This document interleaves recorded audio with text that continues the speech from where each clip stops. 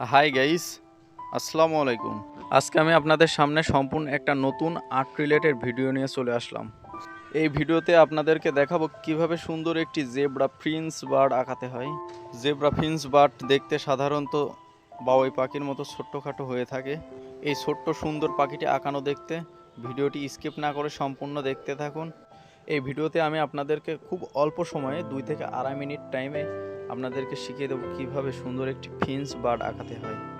ভিডিওটি স্কিপ না করে সম্পূর্ণ দেখতে থাকুন। আর ভিডিওটি ভালো লাগলে ভিডিওতে একটা লাইক করে চ্যানেলটি সাবস্ক্রাইব করে বেল বাটন বাজিয়ে দিন, যাতে আমার দেওয়া সকল ভিডিওর নোটিফিকেশন সবার আগে আপনার কাছে পৌঁছে যায়।